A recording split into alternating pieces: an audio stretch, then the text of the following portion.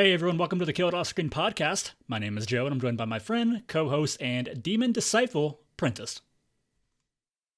Hello everyone, welcome to the podcast with the best horror news and reviews. Today we're going to talk about Pyewacket, but first, I at least have a lot of news. There's a lot of trailers coming out this week, the week that we're recording this, a lot of movie announcements, some release announcements. So I'm going to jump right into that with the first one.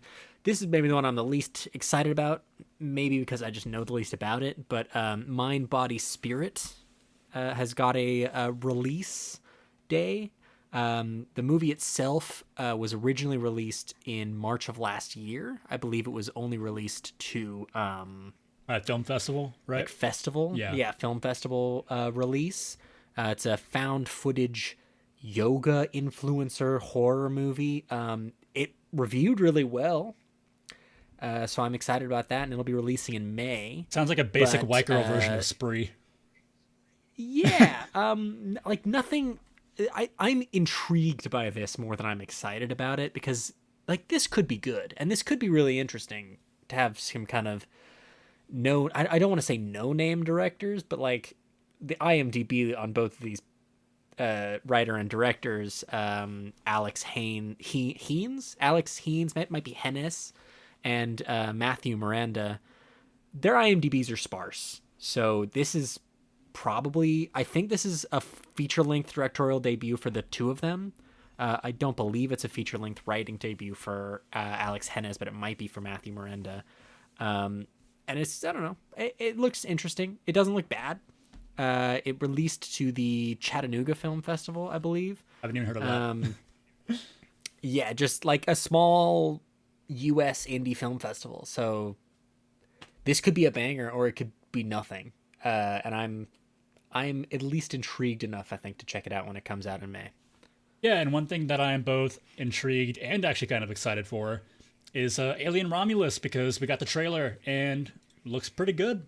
Maybe a return to form. Yeah. Again, we talked about the simplicity last time, and Fede Alvarez, I've been very critical of his producer work, but his directorial work in horror, he has not let me down yet.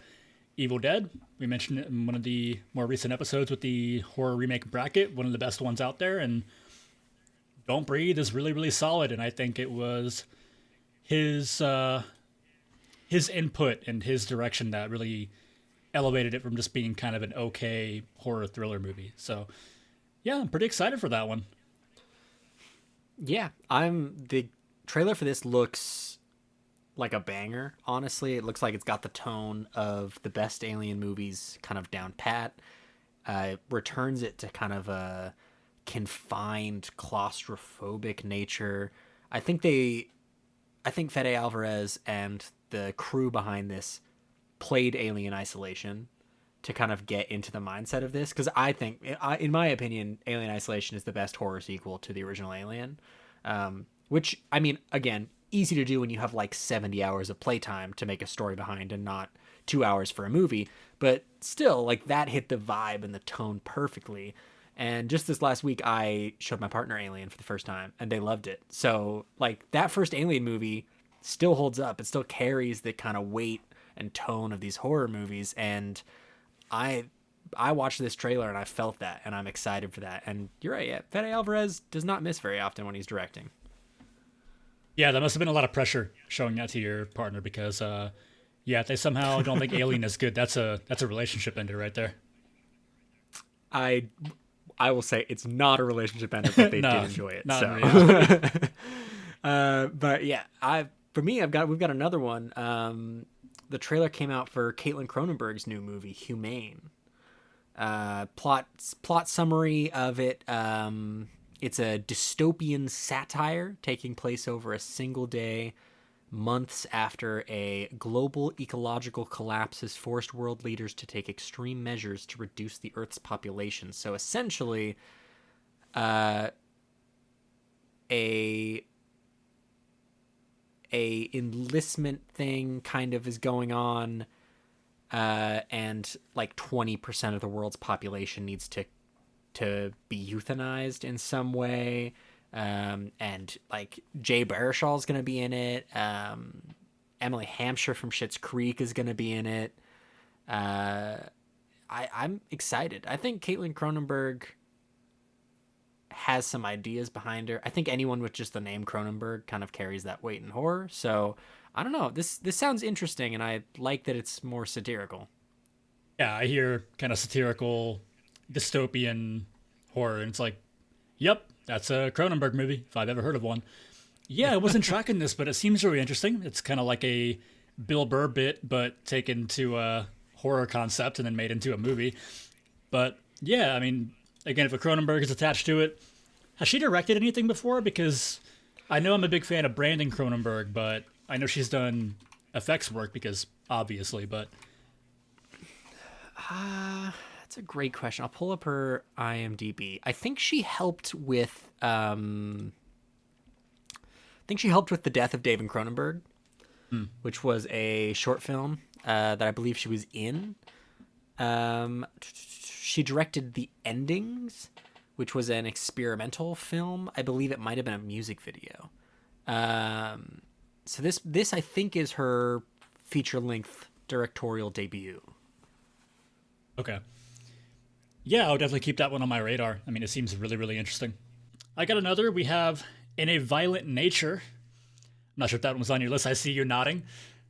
But yeah, it is a slasher movie, and it is entirely shot and presented from the perspective of the slasher villain. So not exactly like The Mask of Leslie Vernon, which is like more comedic, kind of mockumentary. This is like following Jason Voorhees around for 90 minutes kind of thing. And interesting. I mean, it's different, but I'm a little worried if this is the kind of thing where a movie hasn't been made like this for a reason, because it just seems like so simplistic of a concept. Like, I'm not sure what you can really do with it to really drag it to like a 90-minute runtime and not have it feel stale or too slow or kind of plotting. Yeah, I think I am excited for this, but I am tentatively excited for this. It's being released by Shudder. I think it's going straight to streaming on Shudder, which could be good. It's releasing on May 31st, and I think it's going to be in theaters for like maybe one weekend. It's going to be a limited release. Ooh, Yeah. Okay. So there's some faith behind this. If it's getting a limited release, there's not enough faith behind this for it to get a full theater release, like another movie that we'll talk about at the end of our news section. It's going to be a mute killer, which I think will either help or hinder it. Like you talked about with the Leslie Vernon, the Rise of Leslie Vernon. That's not a mute killer. There's kind of the interplay of the satirical nature of it is available because he's talking to them and like deconstructing the genre itself. That's not going to be present here. So either that is going to lean into how brutal this looks, which it does look really kind of brutal and intense, which I think could be good. But I think real risk to not have them say anything if you're going to follow them for the whole movie. So the writing, directing, side characters, they're going to all have to kind of nail it. Otherwise, you might kind of be pulled out of it, the movie, because you don't really have a protagonist. But yeah, I'm tentatively optimistic about this. So my next piece of news, we have a mysterious thriller movie coming out from Bad Robot, which has finally rounded out its cast. So tell me if any of these names are recognizable. We've got Ewan McGregor, star of one Star Wars and Doctor Sleep. We've got Anne Hathaway, star of Just a Million Things, but I'll shout out Dark Knight Rises. I'll shout out Dark Knight Rises because I've made it known I like superhero movies. We've got Maisie Stella joining, who I don't recognize from anything. And we also have Christian Convery, who was recently in Cocaine Bear, and he was the star of Sweet Tooth on Netflix, which was pretty good. And it's going to be a family thriller. It's from Bad Robot. They've made things like Cloverfield. They made Overlord, which I really liked. Super 8 was pretty good.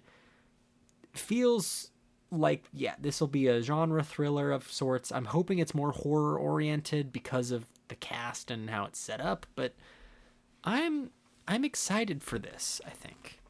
It's directed by David Robert Mitchell, who directed It Follows as well. So that's why I am introducing this as potential horror news, not just bad robots making a thriller movie. But I'm excited. This sounds good, right? Yeah, I mean, I don't think I even know like the premise of it, but They kept it under wraps. Wow. They've kept it under wraps. They don't want us to know what it's about, and that to me is also exciting. Like, you've put on a kind of a banger cast here. If you're gonna get child actors, you're getting some that are like established as child actors too. They have some faith in this, and they want us to be caught off guard, I think. Yeah, I mean, definitely got people involved in that who have been attached to many great projects. I mean, It Follows is pretty damn great. But, I mean, I can't say I'm super hyped for something when I don't even know the premise or what it's going to be about or even the genre, really. But what did you say it was called? Does it have a title yet? It doesn't. But it's gonna be shot between, I think, They Follow and whatever else David Robert Mitchell does after these two movies. So it's heading into production this year. I think it's heading into primary production this year. So I'm expecting a trailer probably in the next 6 months, or at least plot and title announcements in the next 6 months. But this popped up on my feed, and I was like, this seems interesting enough that we should speculate. I think it's a family horror thriller. Do we trust David Robert Mitchell to do a family horror thriller and have it be good? Sure, why not? Oh, yeah. Pretty great. And then my last piece of news is we're finally getting it. We've wanted it for so long. The Winnie the Pooh horror cinematic universe, it's been officially announced. And I think I made a joke like that on one of the earlier podcast episodes, something along those lines. And yeah, I guess we just need to not joke because somebody is watching and taking notes and not realizing that we're joking. But yeah, I kind of saw this coming immediately when the first Winnie the Pooh was announced and the Mean One was announced. And it was kind of a random fleeting thought that I didn't fully anticipate to happen, but here we are. And yeah, I don't even really want to talk much more about that. I just needed to address that. Unfortunately, that is going to be a thing. Yeah, just stop doing Yes. this. Just if you're listening to us and you took inspiration from the joke Joe made, first of all, Joe's not a producer for a reason. Or a writer. Yeah, or a writer. Just don't do this. Just the money that you're going to spend on these 8 films that they're about to make, use it to make one good one. You'll be okay. You'll be fine. And my last piece of news before we really kind of get into it with the thing we're going to talk about before we move into Pyewacket is Tourist Trap is getting a remake. And Barbara Crampton's going to produce it. So did anyone ask for this? That's my first question. No, but I'm cool with it. People care enough? Tourist Trap is a really good time. It's a fun movie. Yeah, but that's the thing. It's a fun movie, but does anyone care enough about Tourist Trap? Not really. Because there's a lot of fun movies. There's a lot of fun horror movies, especially from, I think the 70s is when Tourist Trap came out. 77, I think. Yeah. Yeah, Or I think late 79, 70s, yeah. And know. it's just, I'll look it up. I'm sure it's on the article that I learned about this from. So I'll pull that. Yeah, 79. Okay. So, there are a lot of fun 70 horror movies from the late 70s. None of them need remakes. And there are some that people care about way more than Tourist Trap that aren't getting remakes. Yeah. So does Barbara Crampton maybe love this movie?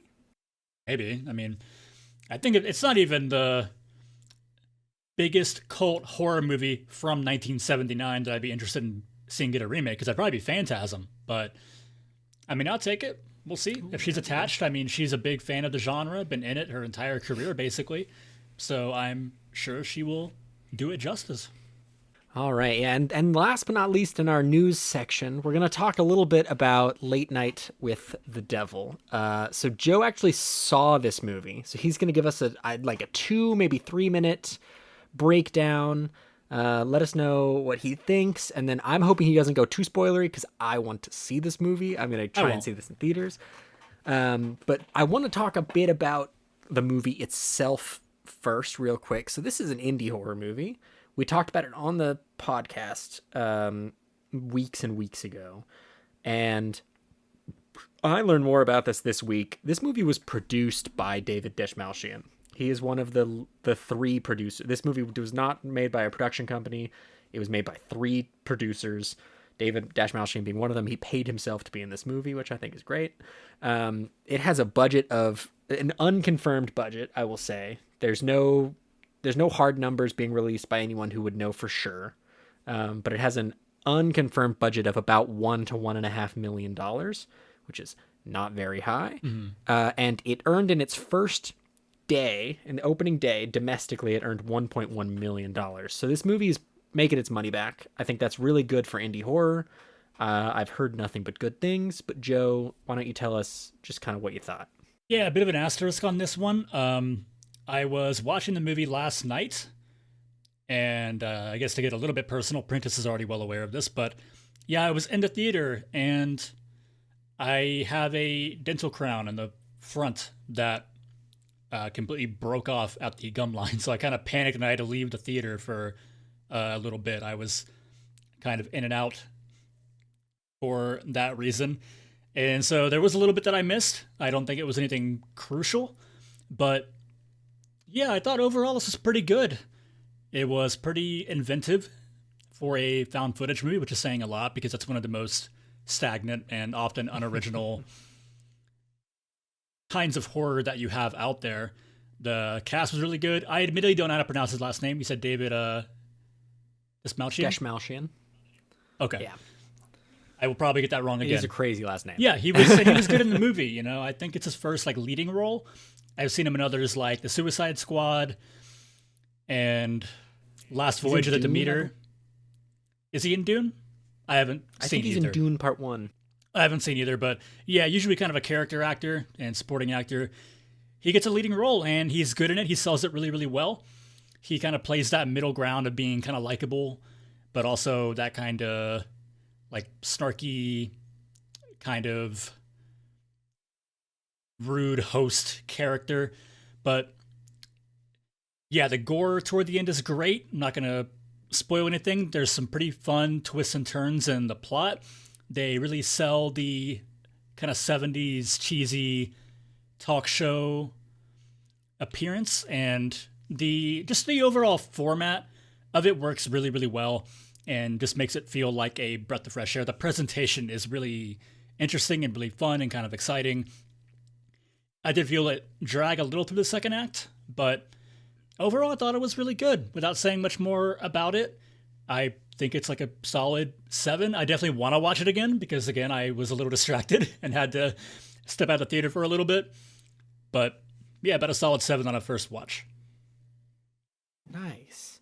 And then we should talk a little bit about the controversy around this movie. So there are, and I want to, before we get into this, I want to just make it very clear that I'm not pro AI.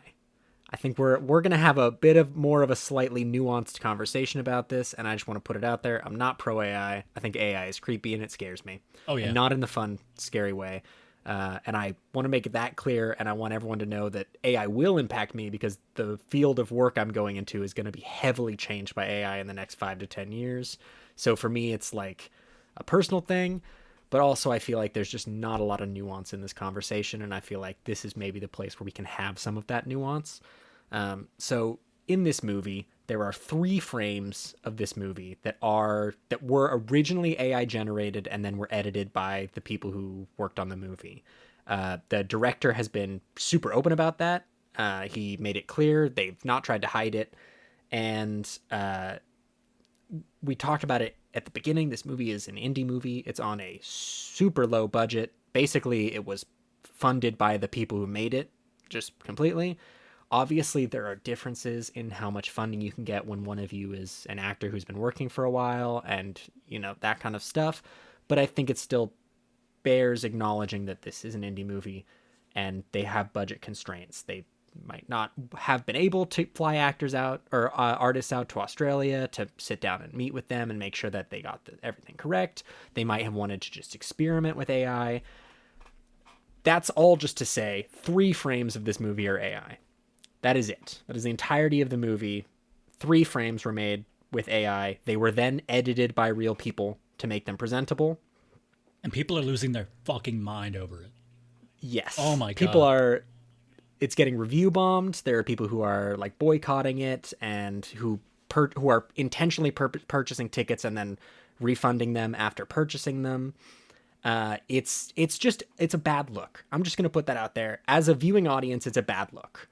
We have to, as an audience, recognize that AI is here to stay. Yeah.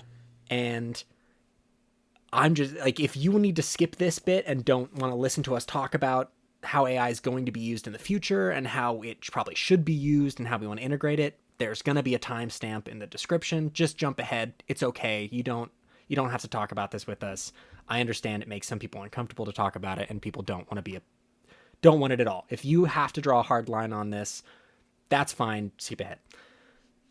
As far as I'm concerned, 3 frames of an indie movie that are basically transition title cards is about the best case scenario for AI usage in movies. Yeah. This is not where we should be drawing hard lines. This is not where we should be boycotting and review bombing an excellently made independent movie other than these 3 frames. There are huge billion-dollar, trillion-dollar companies out there. I guarantee you Disney is using AI.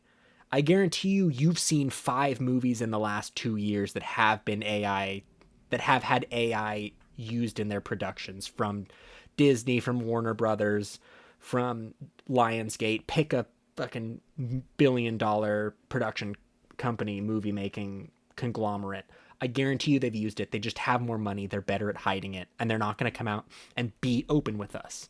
And I think that a director saying we did this, it's 3 frames, being really open about it, talking about the function. You know, this movie was made before the strikes. The actor strikes came out, and them basically saying like we were trying a new thing and we wanted to see how it worked.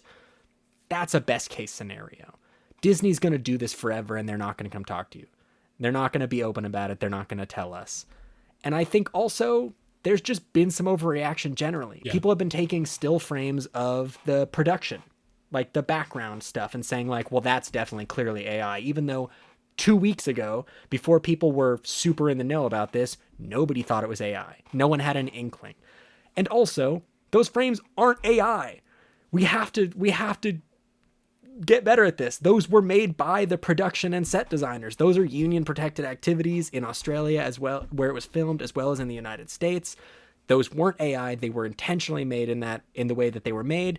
And a lot of people were saying like, it sucks that this is AI because it was actually really interesting looking before I knew it was AI. Of course it was, because it was made by a person. Yeah. Think critically, idiots, for like 5 minutes. Like, oh, sorry for calling you idiots. I know this is super nuanced. I don't want to be mad at people about this, because I agree. AI shouldn't be a huge part of movie making. It's gonna be a part of movie making. It's here now. It's here for good. And if this is where we're drawing hard lines, then every company ever that wants to use AI in their movie making is just gonna look at us doing this now and go, they don't care about any AI. It's always going to be a hard line. We just don't need to listen to them at all. Let's just do what we're going to do. That can't be how we do it. That can't be the setup. We can't hand them this on a silver plate to make them just think like, oh, it's all or nothing. This is a black or white thing for them. We're just going to go with our thing now. That can't be what we give to these billion-dollar companies, because then we're really fucked. And sorry for ranting about this, Joe. If you have more to add, please do. Oh, no, you're good. Last episode, I ranted about Imaginary for like 20 minutes straight, so I wanted to get your mic time in. But yeah, I'm in complete agreement. Like Prentice said, whether we like it or not, it doesn't matter how you feel about it. If you are an artist who has a harder time getting commissions or whatever, AI is here to stay. It's just going to be a part of our lives, and that's just the threshold that we've reached with technology and innovation.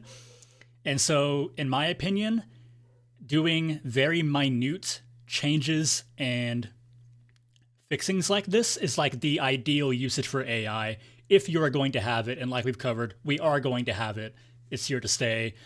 And yeah, it really bums me out that a movie that is very good, that was definitely trying, where there was a lot of effort and heart and passion poured in by really the entire crew and by the cast and people who were very passionate about this idea. Like, I looked at Letterboxd, and that's how I found out, by the way. I talked to Prentice beforehand, and he just said to me, oh yeah, there's like big news about this movie. I wasn't tracking this, and he mentioned like, oh yeah, I want to, get your reaction on the podcast. And so I didn't look it up, but after I watched the movie and I went to review it and just look at some comments on Letterboxd, that's when I found out. Because all the fuck anybody wants to talk about. And this is a good movie. And so yeah, it's really disheartening. And again, like Prentice said, I'm sorry if I'm just like really piggybacking like so much, but yeah, there are people abusing this way more.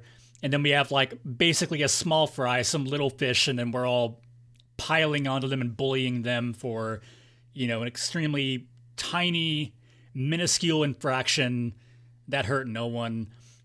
And there are people saying like it's about the precedent and, the march forward and how AI is going to come in. And I get that. I don't think that's an entirely invalid argument, but I think people are almost implying that because they used AI for 3 frames that, this movie is to blame if we ever get to a point where like it's BoJack Horseman and they just have entire AI 3D scans of an entire actor and actors aren't even actually in movies anymore because it's all digital, some shit like that.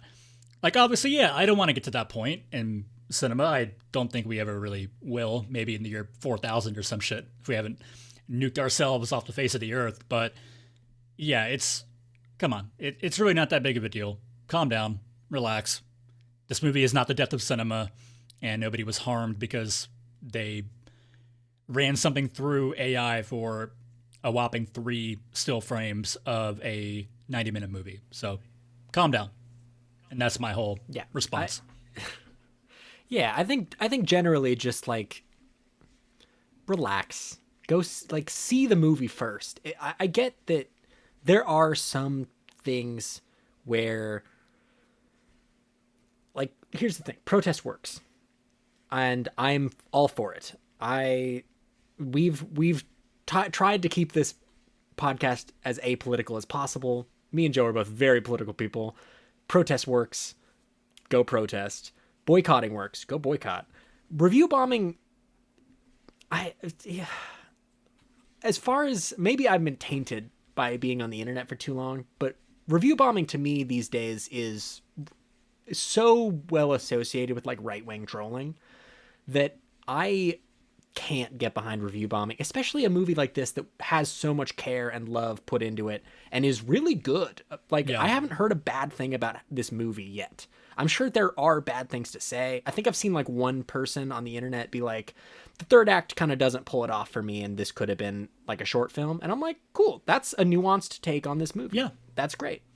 But if you're just going to go onto the review page of this movie and be like, AI was used in any part of this, so it's awful, go kill yourself, and then that's the review that you leave, like, just fuck off. We don't need you. You're not helping horror. You're not helping anyone.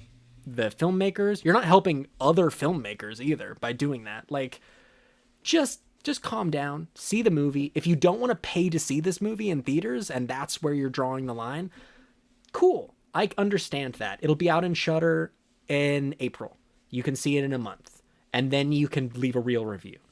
If you're like me and 3 frames of AI isn't going to keep you from supporting independent horror movies and you want to go see it in theaters, go see it in theaters. Don't let someone else make the decision for you. Look at think with your heart and your brain. Listen to your gut. If this is something where you want to draw a hard line, then that's okay.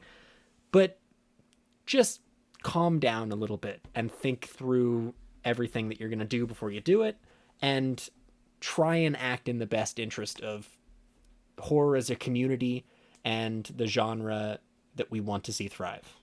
And I think that's kind of it for me on this. Yeah. Last note, I do also feel that review bombing is often counterintuitive because it leads to a kind of Streisand effect where, especially for horror, review bombing just leads to more publicity, more interest, more people want to check it out because they want to see what the buzz is about. And this one's a little different because it's not content related in terms of being like too graphic or disturbing or whatever. But we've said it before, not here, but Prentice and I talking, if you're a producer or a director and you make like a horror movie and people are review bombing it or trashing it because of the content, that is like the best gift you could ever get. Because you can be like, this is the movie too extreme for critics or whatever. Like, you can spin that in so many ways. But yeah, either way, I think it's often counterproductive. Yeah, Immaculate right now is doing that. Yeah. A lot of their I think it's just the digital only posters they're just quoting tweets from people who are like, this offends the image of the Virgin Mary and all of this, and I'm like, that's good publicity for that movie, actually. Again, like, I know you're saying like this is sacrilegious and evil, but like they're going for that. Yeah, if I'm a producer and I'm seeing that, I'm like rubbing my hands together. I'm like, oh yes, you're giving me material. You are basically printing money for me. Keep it going. Yeah. All right. Should we get into Pyewacket? Yeah, I think we can go ahead and do that. Our cool movie recommendation of the week. Prentice was kind of interested in this one, and brought it up as a suggestion. And overall, our non-spoiler talk. How'd you feel about it? I was optimistic about this movie. I'd had it recommended to me, so I'd heard good things before going in. I think I enjoyed maybe 8 minutes of this movie. And I think we might have enjoyed the same 8 minutes of it if I tell you when I enjoyed it and you're like, yeah, that was the only good part. This movie's really, like, it's slow, which is crazy because it's like 80 minutes. It's like 85 minutes, I think, total of actual on-screen runtime. It's slow. It's really badly paced. This one should have been a short film. Yeah. If this movie was 35 minutes long, I think it would have been great. It's just, there's just not a lot happening. We can give you a full plot synopsis, but you don't need it for this movie. Because again, it should have been 35 minutes. Basically, a girl and her mom are living together. She's in high school, I want to say. Yeah.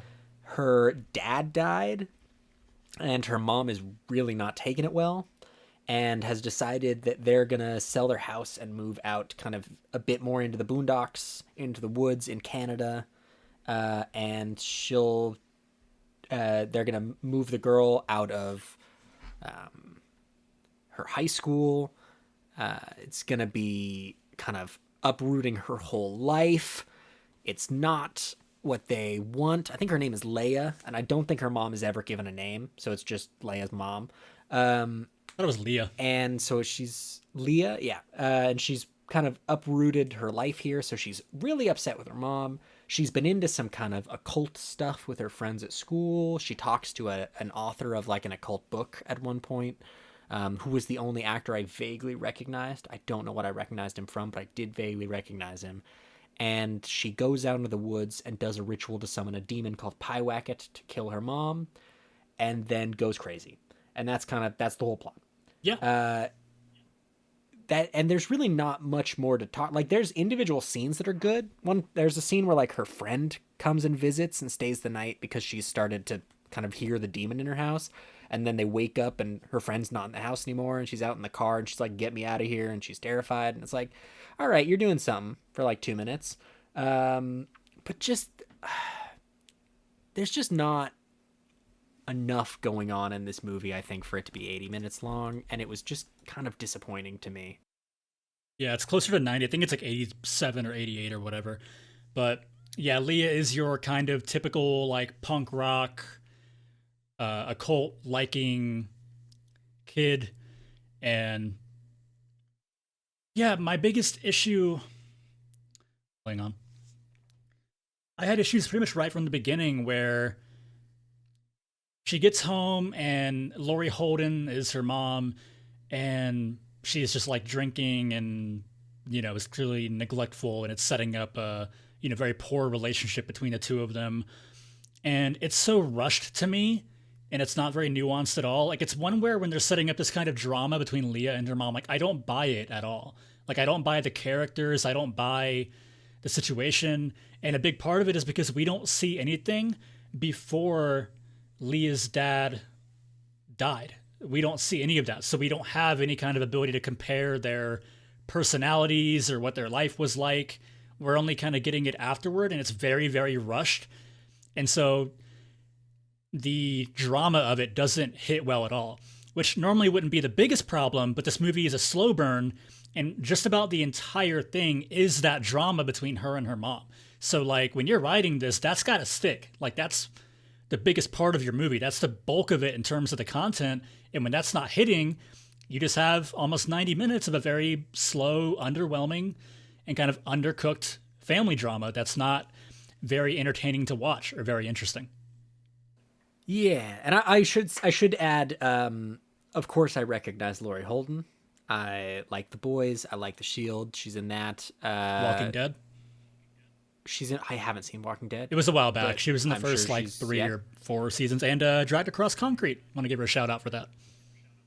Oh hell yeah! I think she's also in the Soviet one, The Americans. I'm pretty sure she's in The Americans. Silent Hill. Which is good.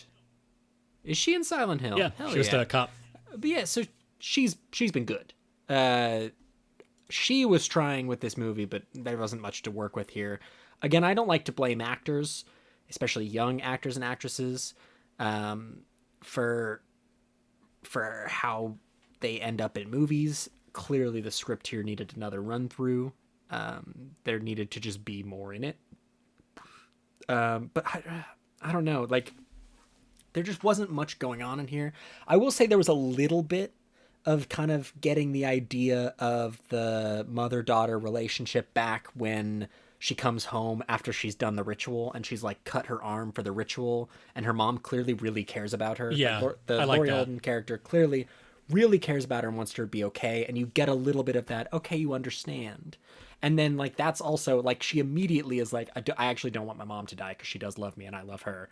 And so I wish there was a little bit more of, like, demon activities first before she realized, like, I don't want my mom to die, because it does feel like there's, like, 45 minutes of this movie after she realizes she doesn't want her mom to die where she doesn't really do anything about it. Especially because she starts to think that the demon is there, like, maybe 5 to 10 minutes of movie time after that, and then just doesn't try and stop it. Yeah, and I think we should clarify because we haven't given a lot of detail. So after they move out of the house in the sticks, she goes to school one day, comes back. So I hated this because there was no real inciting incident for it. So of course they kind of argue when Laurie Holden breaks the news to Leah that they're going to move away to this house in the middle of nowhere in the woods.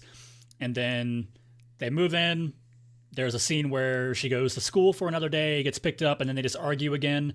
There's no real inciting incident that make it interesting. It's just the same argument a second time.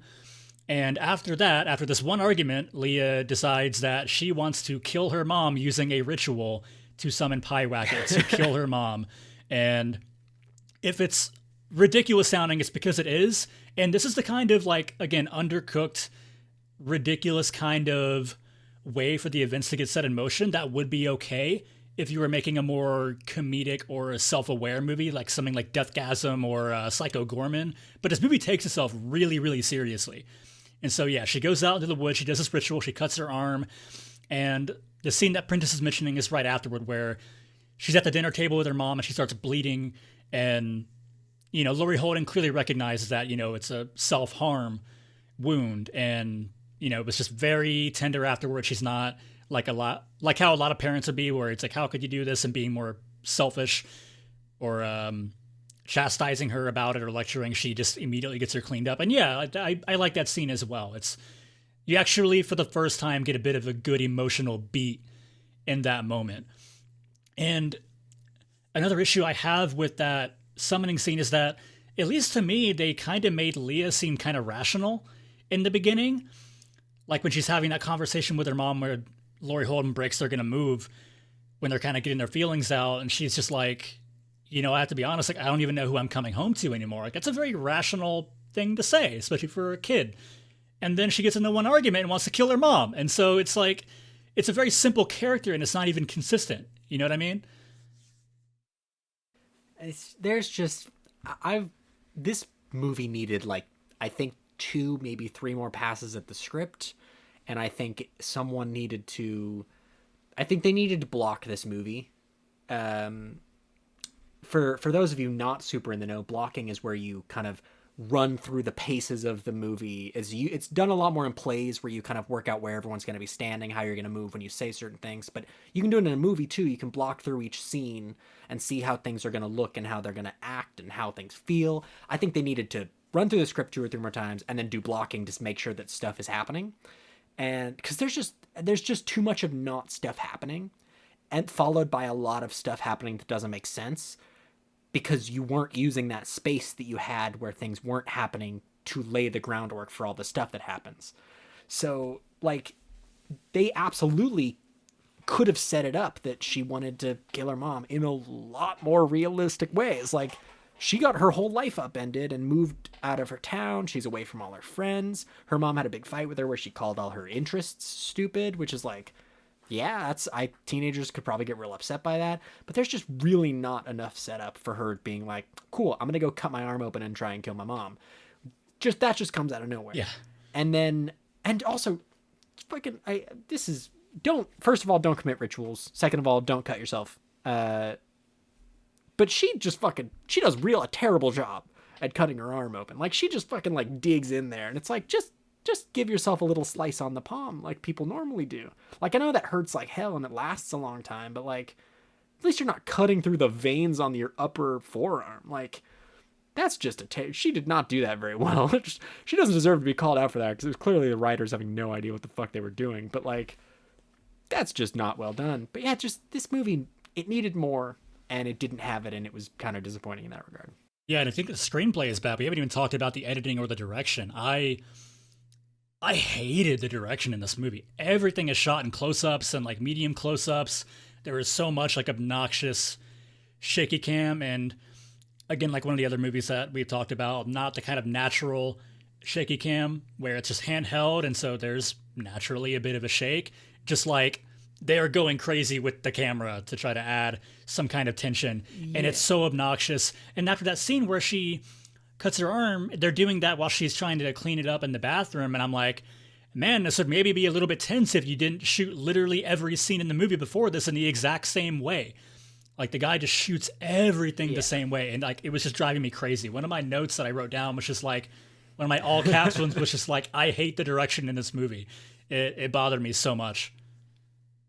I think there are a handful of scenes where I think it's done okay. There are a couple that are kind of after there's actual spoilers, so I'll talk about 2 of the scenes after we get to the spoiler bit. But there is a scene where she's in the woods, and it is later on in the movie, but it's the only time where I thought doing a handheld camera here was the right move. Where she's in the woods and she's hearing people yelling out in the woods, and she's kind of like standing up and leaving the space that she's in, and it felt like the camera was actually set on a tripod while she was in that space, and then someone picked it up to follow her. And that was like the only time where I was like, that's interesting. That's an interesting use of the handheld camera that you're doing to follow her into the woods and kind of make it seem like we as the audience are now going with her into this space and also don't know what is out there that's like calling to her, which is, I think it was supposed to be her mom. They do it again when her friend comes over and they go out in the middle of the night, and it's not as good.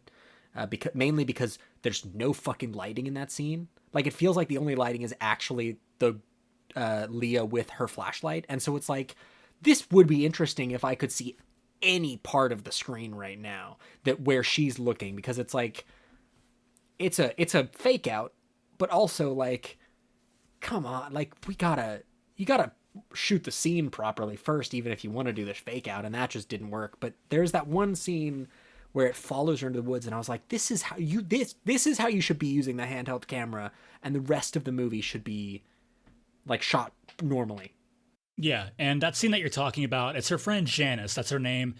And we should say before that, she goes back to school after the ritual, and she's talking to her friends, and one of them, Rob, who is like, they're kind of like shitting on him, but he's so based. He's just like, they're all talking, and he's the one who's like, you did a ritual to try to kill your mom. What the actual fuck is wrong with you? Like, he's the only one giving the rational response of like, what the fuck?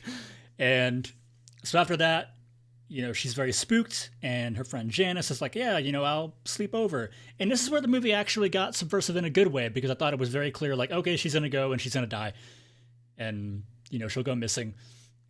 But yeah, they walk off to that area in the woods in the middle of the night. Like Prentice said, it's just seemingly lit with Leah's phone flashlight. And that's not inherently a bad way to shoot. I mean, Bodies, Bodies, Bodies, they did something very similar where it's a lot of phone lights and glow sticks, and you can kind of do that, but it takes a lot of effort to really frame things properly where where you want those to be and how you're going to light the scene. This is just like a flashlight in the middle of the woods, and yeah, you can't see anything.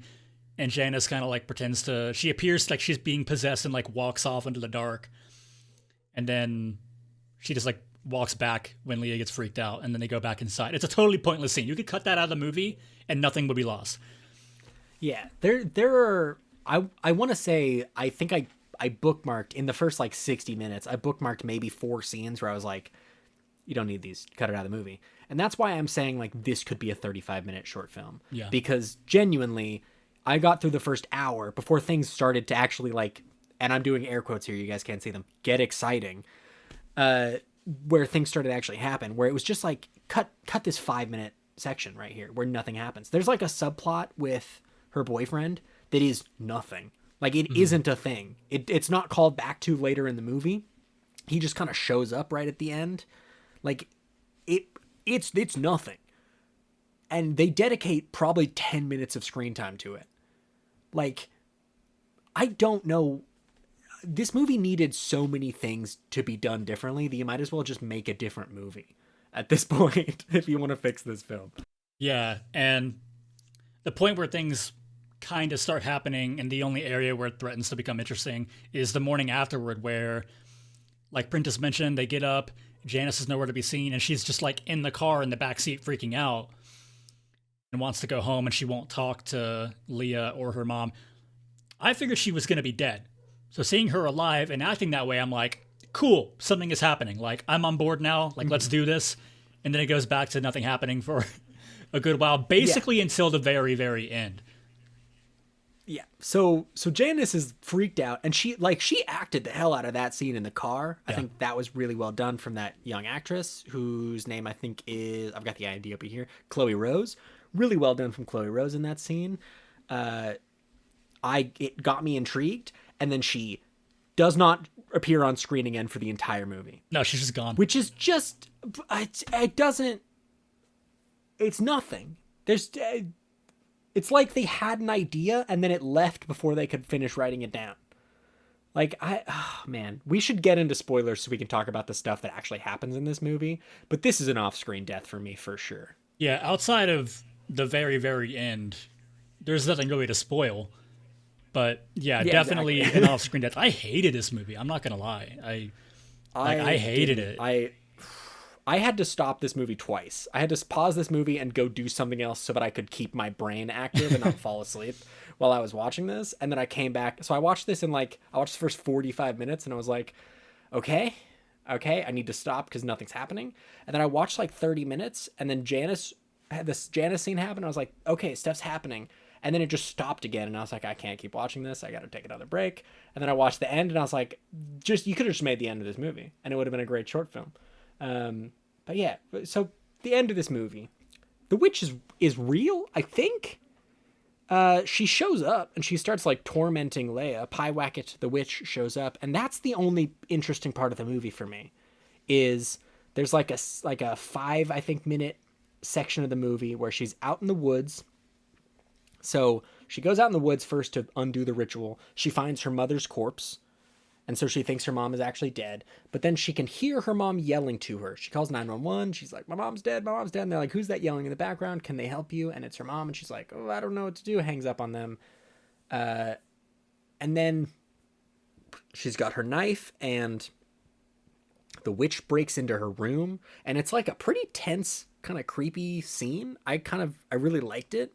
She jumps out of her own window. And then you see the witch like crawl out of the building, like kind of real like contortion. I think it's a contortion artist who is playing the witch in that scene, kind of crawling around, really interesting. She runs away, she hides in her attic. Her mom comes up to get the knife comes up and finds her, and it's like, give me the knife, like, you gotta calm down, it's okay. Gets the knife from her, and she doesn't do anything again for another like 8 minutes, and then she empties the gasoline out of her mom's car and douses her mom in it and lights her on fire. And then the police show up, and it turns out there wasn't a witch, and she just killed her mom. She was going crazy. I didn't like that last bit where it was just like, there's no witch and she's going crazy.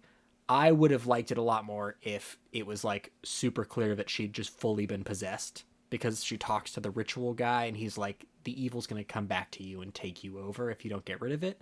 I would have liked it a lot more if she was possessed. Yeah, and he does mention that Pyewacket can shapeshift and do other stuff. And so that, of course, explains why there is Pyewacket as a doppelganger of her mom, and then her mom actually calling out for her. But, yeah, I kind of saw that coming with the ending. I had a random thought like halfway through, because, of course, I was so bored. I had so much time to just think about random stuff. And I was like, what if this just ends with there is no demon and she's just crazy? I wasn't really expecting it to. That was just kind of a random thought that I had.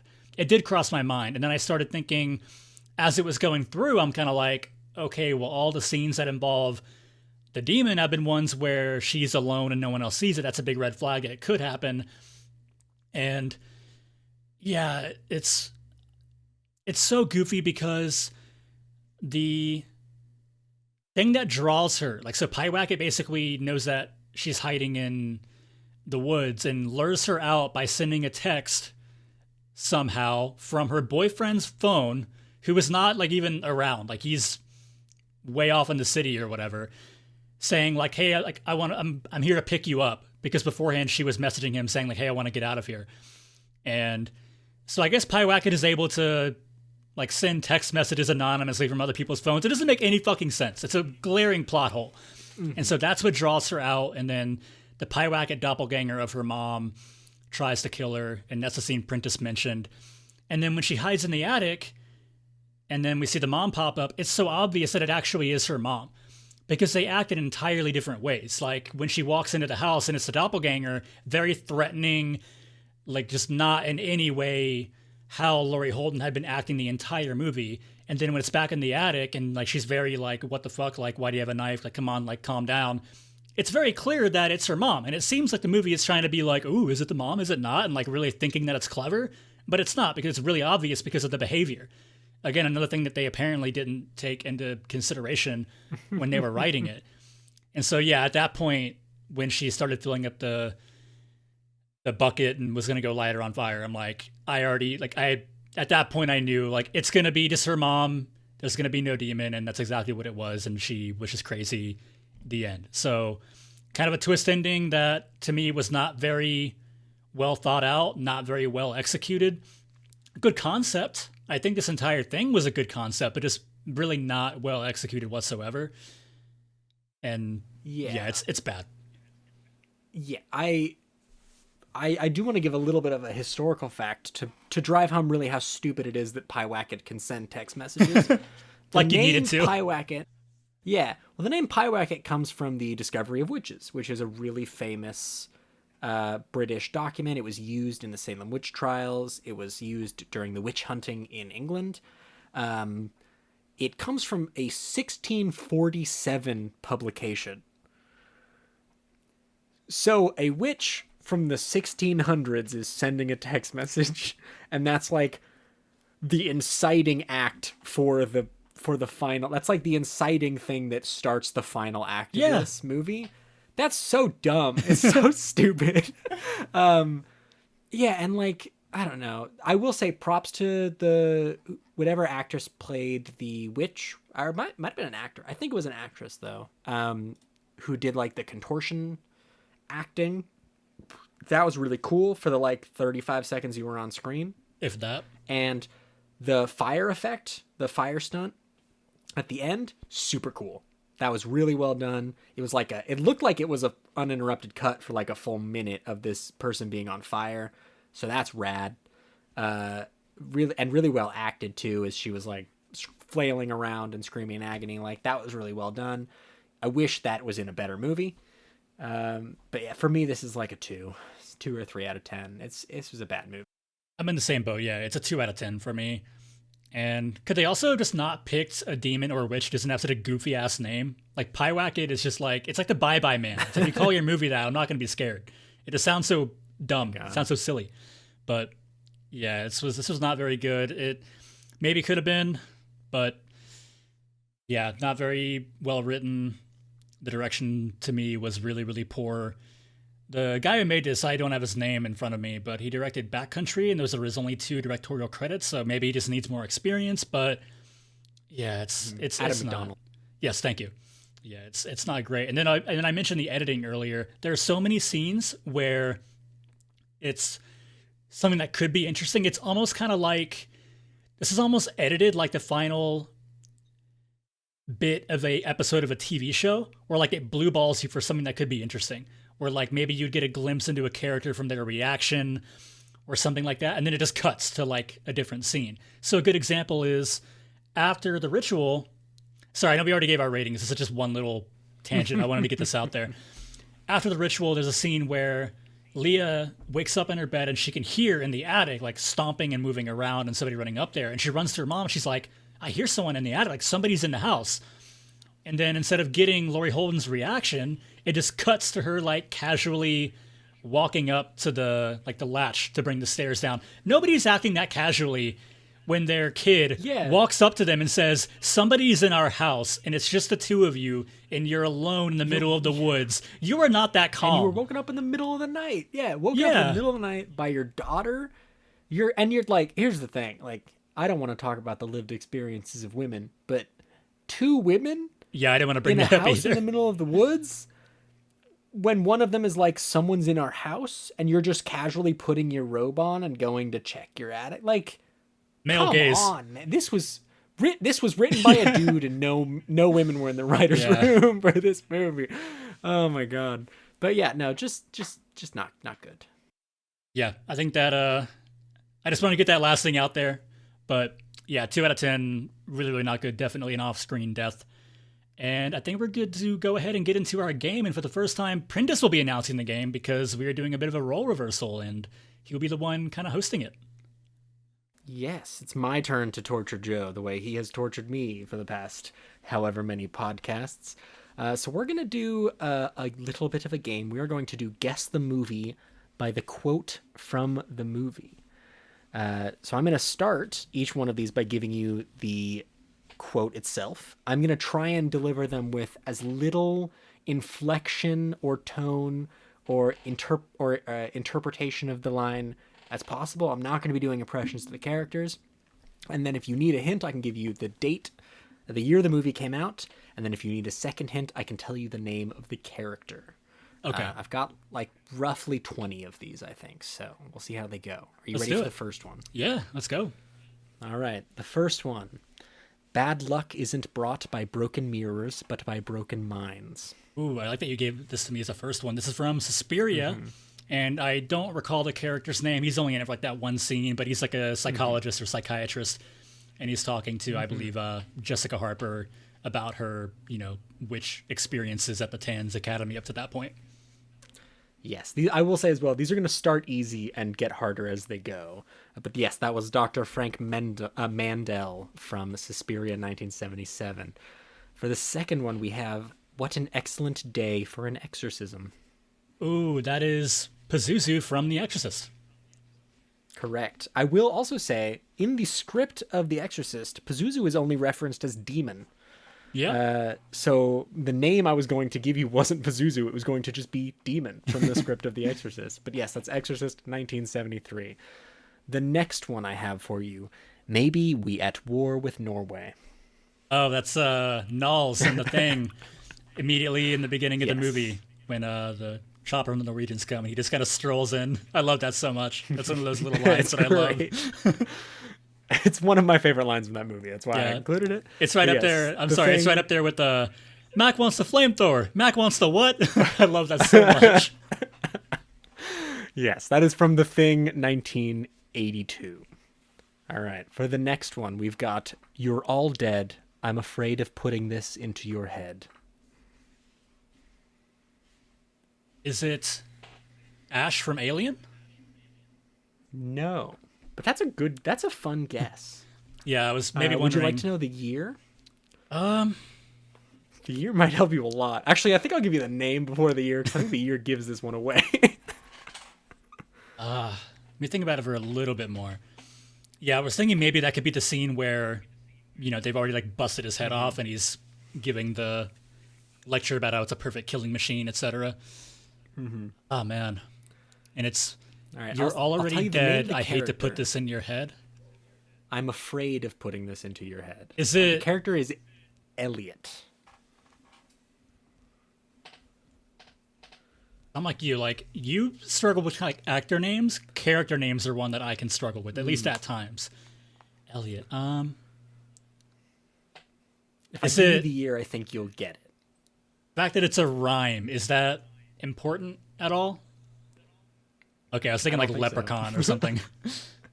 No, but that'd be great. Yeah. There is kind of a rhythmic rhyming to this line. It's from 2017. He's 17. Is it Get Out? One of our favorite movies. No. Oh, it's the Bye Bye Man. It's Douglas Smith, and his name in the fucking movie is Elliot. That's right. Yeah, I was hoping that I'm afraid of putting this into your head would have been the clue. No, if But it yes, was that is- Don't Think It, Don't Say It, it'd be a little different. I almost put that as just the first one. Don't think it, don't say it, don't think it. No, don't you say should it. have like snuck it in the middle. It's just like a joke. That is 2017's The Bye Bye Man, one of the worst movies ever made. And one of our favorites. Okay, and one of our favorites.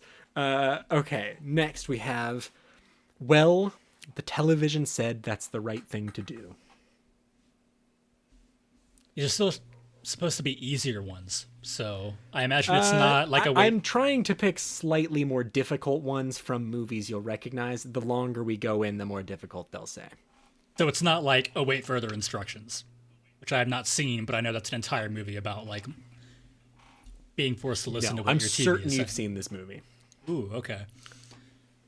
Can you give me the line again, please? Well, the television said that's the right thing to do.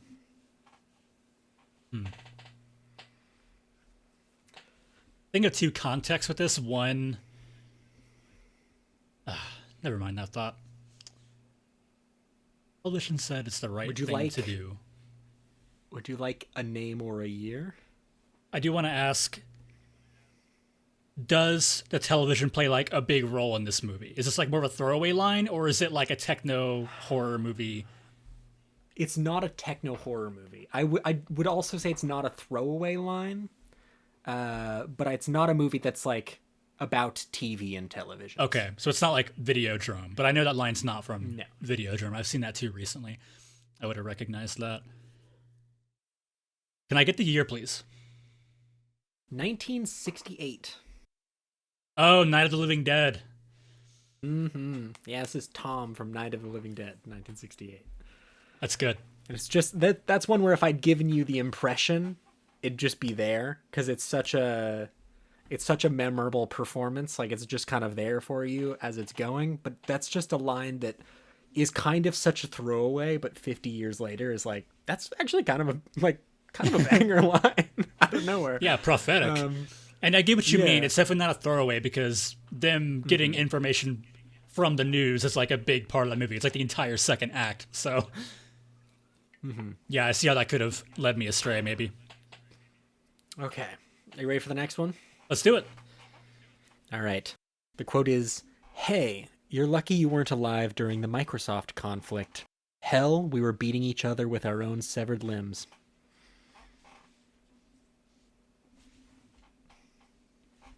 What? Is it Jason X? Yes, it is. You want to know how I got that? It's just because the line is so stupid.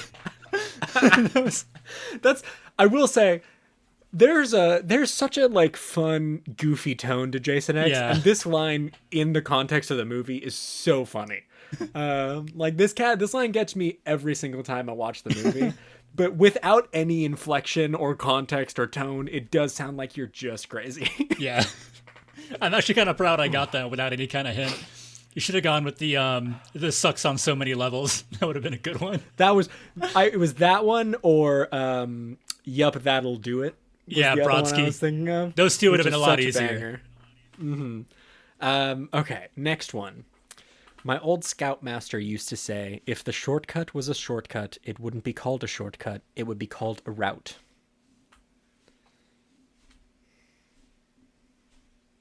The fact that you said Scoutmaster, is that like a big part of the movie? Is it like Scout's Guide to the Apocalypse?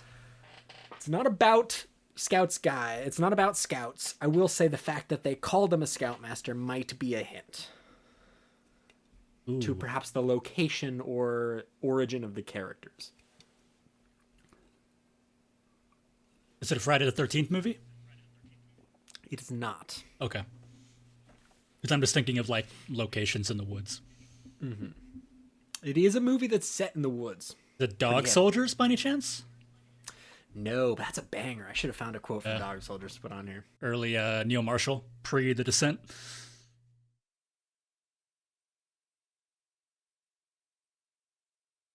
Not the Evil Can Dead. give you. It's not the Evil Dead. Because I mean, you say like it's in the woods. It's like all horror movies. Yeah, That doesn't help at all. Not helpful. Yeah. I'll say I really like this movie. Is it The Cabin in the Woods? Not The Cabin in the Woods. That would have also been a great one. Would you like a year or a character name? I'll take year. 2017 as well. Ooh, okay. Is this one Get Out? It's been a while since I've seen it. No. Okay. Is it A Quiet Place? No, Is it Chapter 1? it's not, but I do love that movie. Okay. The character's name is Dom. Let's see if that is enough of a hint. And I will say, It does ring a bell, it's but a shortcut. The fact that it's a shortcut is a big part of the movie. 2017 shortcut Scoutmaster. I feel like this is one of those paradoxical things where I'm being given too much information.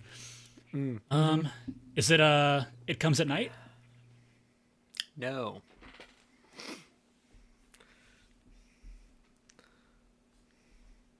Give you one last hint. I'm pretty sure we've seen this movie together. Oh. 17. In fact, this might have been one of the first movies we ended up watching together. If my memory is correct. I feel like I named every horror movie that came out in 2017.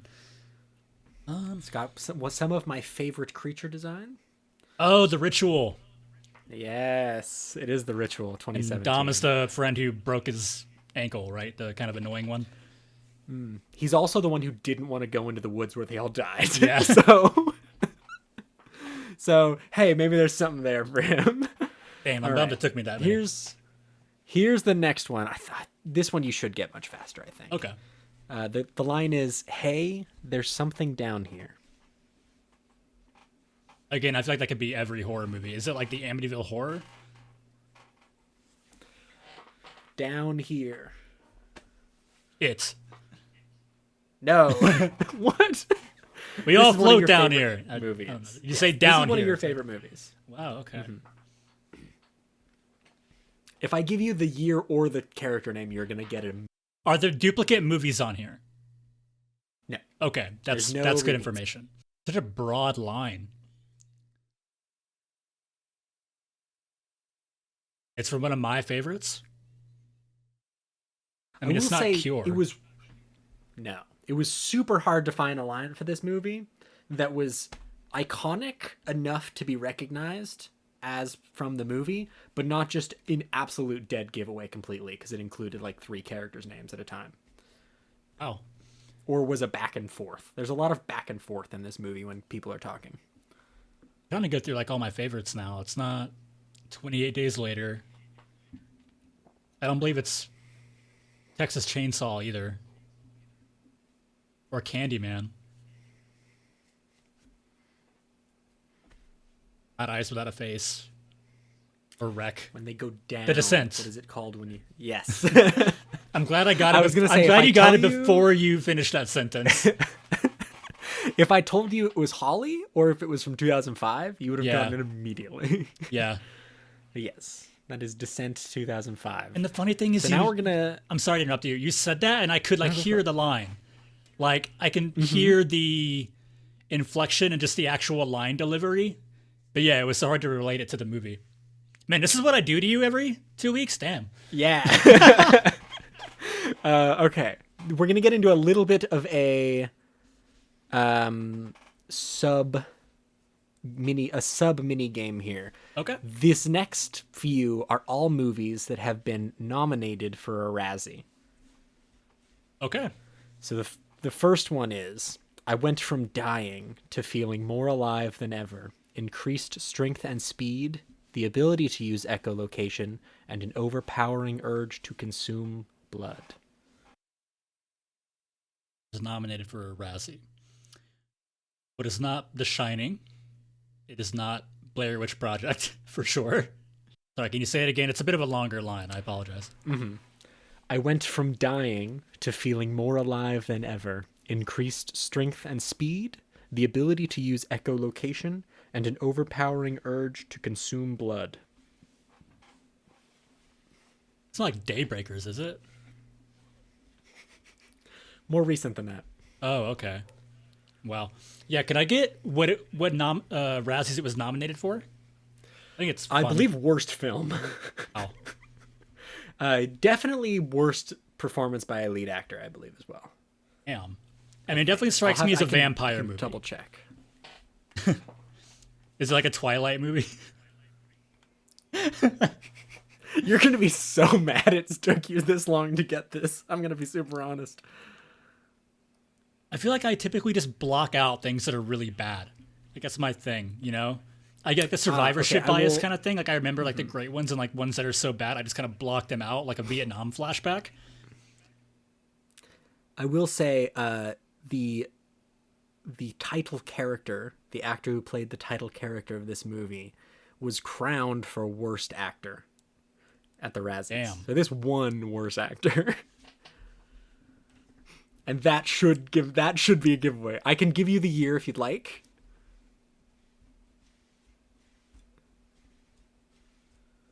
Yeah, can I get the release year? 2022. Okay, so it's very recent.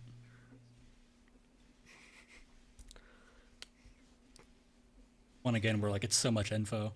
I'm trying to think of like my lowest rated. If I tell you the name of the person in this, if I tell you the name, it's got the movie in the name. So I can't do that until you're ready to give up. Again, I feel like I'm being overloaded with information. Let me try to think a little more. Mm-hmm. So a really, really bad 2022 horror movie. I will say Not horror fresh. is probably more of a subgenre. Probably more of a subgenre. So like comedy horror, I imagine. Not comedy, but it is a funny movie. It is a comedy, but ironically or not intentionally. On purpose. Yeah. This may have been one that seemed really bad that I just didn't watch for that reason, and so it's not like in my memory. I will say I'm not sure you've seen this movie. Okay. Makes me feel But a little I'm better. certain you've heard of this movie. To the point where I thought you could guess this. I'm 22 and it is like a vampire movie. Think of your dankest memes.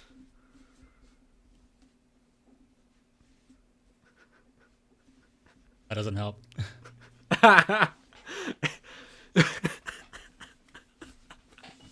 What if I said it's Morbin time? Oh, it's Morbius.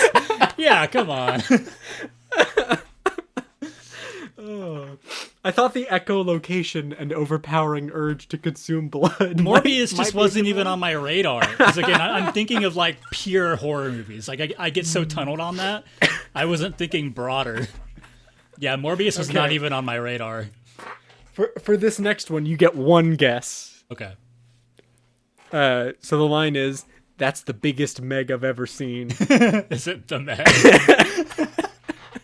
You get one guess. You get to lock in which Meg movie you think it is. I'll say The Meg 2. You are correct. It is The Meg 2, The Trench from 2023. My logic was that it seems like in that one they'd be like more self-referential or goofy compared to the first, you know? So I'm like, that seems like it'd be more from the second one. I'm from my understanding, the second one is better just because it's worse, and they recognize that. I mean, it's Ben Wheatley who made Kill List, which is pretty great. Yeah. Okay, for the next one, and this is one again you should probably get very quickly. But it was insane to me that this was nominated for a Razzie. The line is, "You're doomed. You're all doomed." It is Crazy Ralph from Friday the 13th. Yes, it is. I forgot we're still in Razzie mode too. Oh. Yeah, we're still in. You got 2 more that have been nominated for Razzies. Okay. Yes, that was Friday the 13th from 1980, and it is Crazy Ralph. And that's the hardest one. As I was making these, that I was like, I'm not going to be allowed to do an impression of that. That's going to be really tough. You're doomed. Okay. You're all doomed. Okay, next line. Get to the chopper. That is Arnold as Dutch in Predator. Wrong. Fuck you mean But wrong? You're in the right. Yeah, you're wrong. First of all, Predator wasn't nominated for a Razzie. Oh shit! I already forgot again. We're in Razzie territory. You've gotta. There is the word Predator in the title. Oh, is it Alien versus Predator? Requiem? Yeah. It is Alien versus Predator. Yeah, I recall now. They have to go to the hospital to get to the helicopter to fly away. Yeah.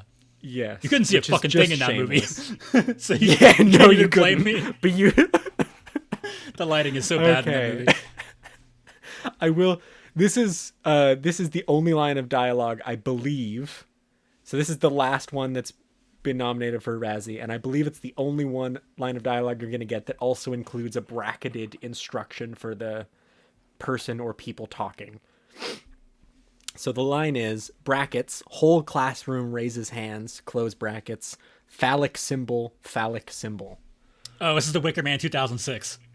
Yes, it is. There were 2 lines that came up when I looked it up. Can I guess the other? Not the bees, anything but the bees. I was just going to say, not the bees. It's got to be the other one. Yeah, you started to say the like classroom. A whole block of text. Yeah, you started to say the classroom. I'm like, the first movie that came to my mind was The Faculty. I'm like, that wasn't Razzie nominated. It's a Robert Rodriguez movie. That one's pretty good. But yeah, that's a good one. Okay, we're finally done with Razzie nominations. And you've got about 7 or 8 more left. I'm ready. So the next line is, they're eating her, and then they're going to eat Troll me. 2. All caps. Oh my god. That is Troll 2 from I like how you couldn't fully resist saying it.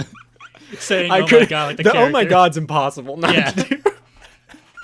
I was really hoping you'd get it before I got to that so I could do it properly. Yes. Did the fly on his forehead get nominated for a Razzie as well? That movie wasn't nominated for a Razzie. Troll 2 wasn't? Oh, that's right. We're out of as far as I could tell, it was not nominated for a Razzie. It might have been, and I just couldn't find it. But yeah, that crazy that Friday the 13th was nominated for a Razzie. In The Shining. In the Blair Witch Project. Oh my god. Yeah, crazy. All right, next line. Run for it. Running's not a plan. Running's what you do when a plan fails. That is Fred Ward. Forget his character's name for a moment. I know it's Kevin Bacon and Fred Ward, Val, and Earl. It's Earl from Tremors. Mm-hmm. Yes, it is. Tremors 1990. All right. Oh, I was wrong. Sorry. There's one more bracketed script from the script. So the next one is brackets, character drinks soda, close brackets. Is it Willy's Wonderland? It is Willy's Wonderland from 2021. It's Punch O'Clock. It's Punch O'Clock. I wrote that thinking that one of our friends, Connor, might be in this recording. So that you guys could both be fighting over who would get the line first. But yes, that is Willy's Wonderland from 2021. A surprisingly fun movie to watch. Oh, yeah. Cool. All right.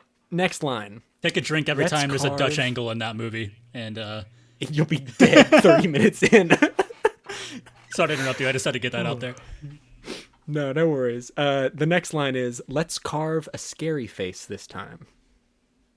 Trick or Treat?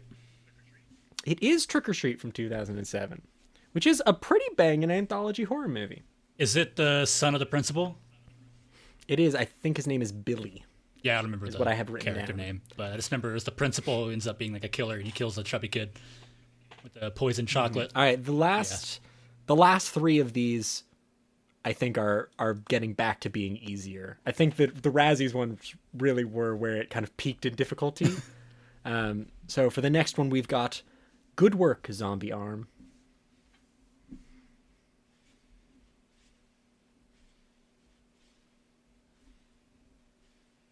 I'm having to think on that one. Good work, zombie. I would not have gotten this one without hearing the character say it.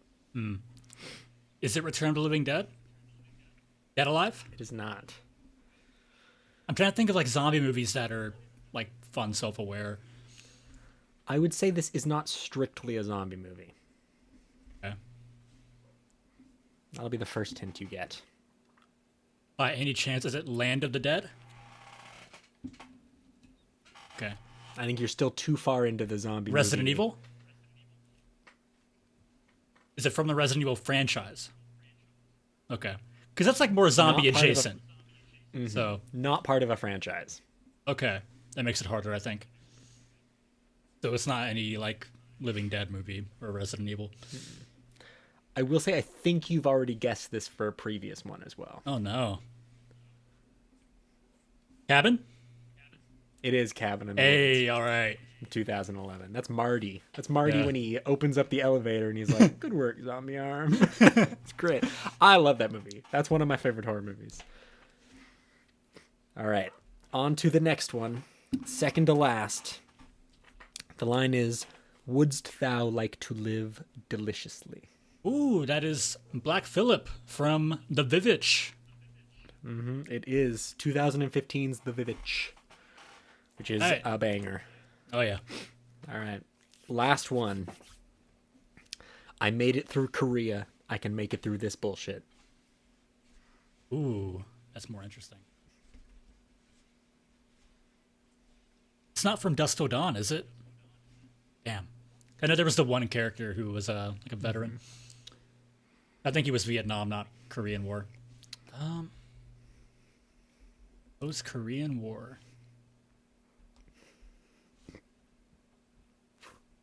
This is one I think you might need the official hints of the I'm at thinking least that. of the year. Would you like the year? I'll take the year. Yeah. Year is 1988. Okay. Is it Near Dark? Lost Boys. No, that was 87. I think Near Dark was also 87. Fuck. Child's Play? That was 88.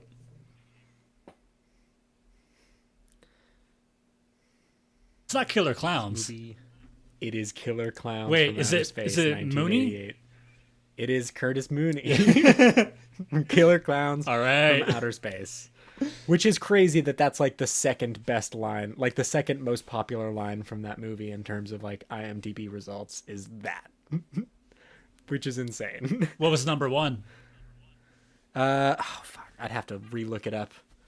Was it like you're in Mooney's Most of jail? these almost, yeah, it was something like that. Like almost all of these movies, I couldn't use like the first 3 or 4 lines, 3 or 4 of the most popular lines, because it would just been a dead giveaway every single time. So I had to try and find ones that were good. The top one is, "What are you gonna do with those pies, boys?" Boys.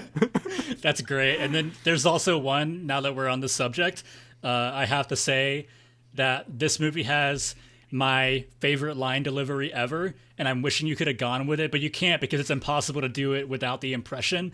And it's the farmer in the beginning after his dog gets taken by the net.